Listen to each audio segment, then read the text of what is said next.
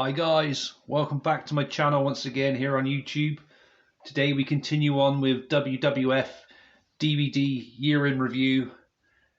So we're up to Invasion now guys, for July 2001. Interesting how they've done this front cover artwork with both Shane McMahon and Vince McMahon's face, each side of their face just molded together. Very clever. I can see why they've done that as well. You know, with the Alliance, Shane representing the Alliance, and then you got Vince representing WWF. A collision course with history, anarchy, betrayal, and holy alliances as well. So Silver Vision release, 15 certificate here in the UK. And before watching this one again, it'd been a very long time since I last seen this one. I got overexcited because I just remember really enjoying it before. Let's get into it then, guys. So here's the spine.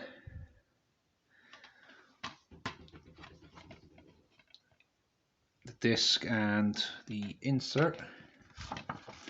Again, it's the year 2000 DVDs advertised on the interior artwork, in case you were wondering. I showed you those in previous videos, guys.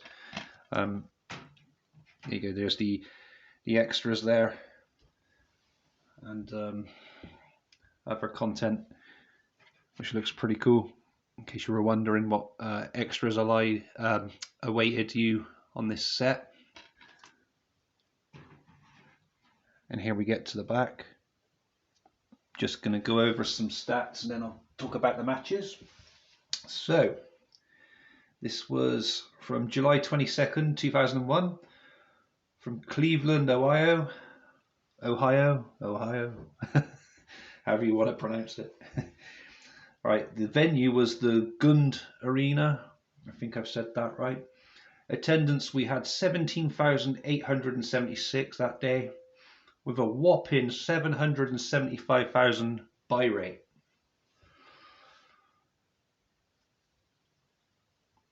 Sorry guys.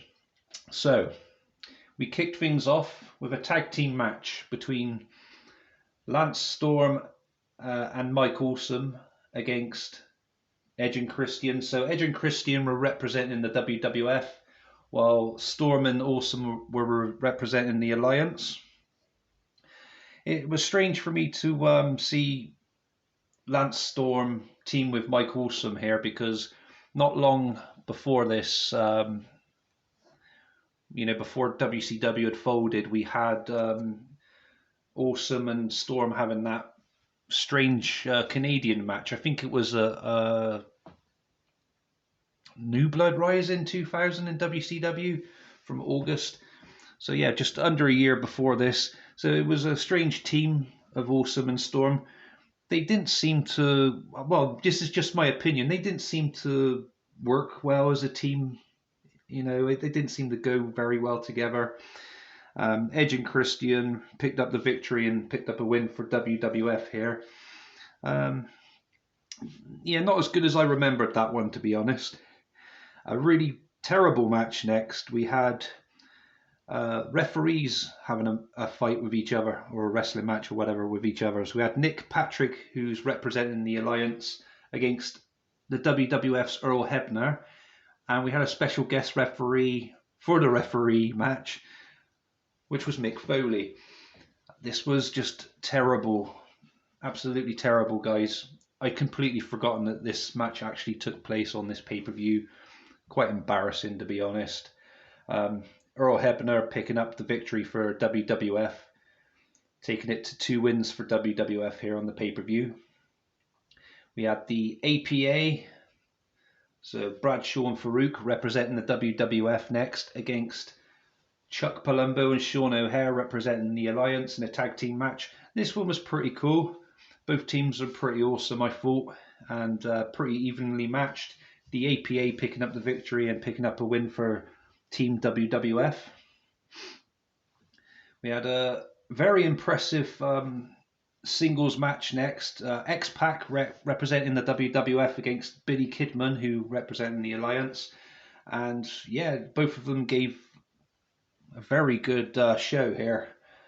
I liked I like Kidman. He was pretty cool in WCW, and to see him against X-Pac here, very good stuff. I think Kidman was the cruiserweight champion here, and I'm pretty sure X-Pac was the light heavyweight champion here, if I'm not mistaken. But no championships were on the line. But it was a good, solid match. I enjoyed that one a lot. So yeah, the Alliance picking up a point with Billy Kidman beating X-Pac, which was pretty cool. Next up, we had William Regal representing the WWF against the Alliance's Raven in another singles match. This one was pretty cool as well. I didn't mind this one. Raven picking up the victory for the Alliance. I wouldn't know if I'd call it an upset or not, because Raven's a former ECW champion, but William Regal was a very good wrestler as well. He was like a former Intercontinental champion, and he was pretty cool. Would you guys call that an upset, Raven beating William Regal, or would you say they were evenly matched? I think they were evenly matched, but yeah, Raven picking up the victory anyway over Regal, getting a point for the Alliance, or a win or whatever. There's no point system in place here. Sorry guys, you know what I meant though, getting a win for your team kind of thing. So yeah, the Alliance with another win there. We had a 6-man tag team match next. Sean Stasiak, Hugh Morris, and Chris Kanyon representing the Alliance against Billy Gunn, Big Show, and Albert representing the WWF. This was just like one of those matches just to fill up the pay-per-view, I think. You could see this kind of shit on Raw or SmackDown. It was good to showcase some of the WCW signings that WWF had done, had brought in. In this case, Kanyon, Morris, and Stasiak. It was an okay match, nothing to, shout about, I guess. But it was the Alliance that picked up the victory here. A very, very cool match between Tajiri and Taz next. Tajiri representing the WWF and Taz representing the Alliance. Tajiri defeating Taz. And I want to say Tajiri's theme music brought back a lot of memories when that played during this. I had to. It's just stayed in my head, so I had to play it on YouTube afterwards and then share it in the Facebook wrestling group I'm in. Very good memories there. Yeah. Next up, we had, which I would say was the best match of the evening. Rob Van Dam representing the Alliance against Jeff Hardy, representing WWF for the Hardcore Championship in a hardcore matchup. I was going to say in a Hardcore Rules match. In a hardcore match for the Hardcore Championship. There we go, guys. Absolutely amazing match. And this showed what Rob Van Dam was capable of here. He brought something different, something new to WWF at this time. His style of wrestling, his acrobatic maneuvers, and he was just fantastic to watch. And yeah, I was very impressed with him back then. And yeah, he got over very fast with the fans as well. And yeah, he was like the leader of ECW around the Invasion kind of time, I do believe, from what I can remember. And this match was absolutely brilliant. 5-star match, definitely, guys, worth checking out. RVD picking up a win for the Alliance here and becoming the new WWF Hardcore Champion. I'm pretty shocked he wasn't in the main event though, but we'll get to that in a second, what I wanted to talk about with the main event. But anyway, moving on, we had a Bram Panties tag team match with Mick Foley as a special guest referee for a second time this evening. So we had Lita and Trish Stratus representing the WWF against Stacy Keibler and Tori Wilson representing the Alliance. Obviously, this is just a bit of eye candy, not a proper female wrestling competitive match as such. Just an excuse just to get the female wrestlers down to their underwear, if you like that kind of thing. I'm not saying it's a bad thing. It's just times have changed now, and a lot of people just moved on from all that, and a lot of fans have moved away from all that kind of shit now. Stratus and Lita picking up the victory for the WWF here. I wouldn't say it was a great, we wouldn't even call it a match, but it happened. It is what it is. Then we got the main event. It's main event time. A 10-man tag team match. Sorry, guys, couldn't get all my words out then. So we had Team Alliance, Booker T, Bubba Ray, Devon, Diamond Dallas Page, and Rhino, with Shane McMahon and Stephanie McMahon and Paul Heyman, against Team WWF, which was Kane, Chris Jericho, Kurt Angle, Stone Cold Steve Austin, and The Undertaker, with Vince McMahon representing the WWF. Now, this match was cool. I didn't mind it. It was a very good war. Good to see all the wrestlers involved. I have no disrespect towards any of them whatsoever. I did wonder to myself if this was like 5 of their best for each faction. For example, was this WWF's top 5 superstars that they decided to pick for this main event tag match for the Invasion? So we had Kane, Kurt Angle, Stone Cold, Chris Jericho, Undertaker. And I thought to myself, well, we know Triple H is injured. I thought, where the fuck's Chris Benoit? And then coincidentally, my friend Nathan the Wrestling Guy was chatting to me about another part of 2001. I think it was King of the Ring or Judgment Day. He was messaging me a comment on one of the videos, and he mentioned that that Chris Benoit had got injured around this time during the Invasion angle, and he missed out on this as well. And so that's such a shame. So 2 of the top stars of the WWF, so in this case Triple H and Benoit, missed out on this as well, and that kind of sucked.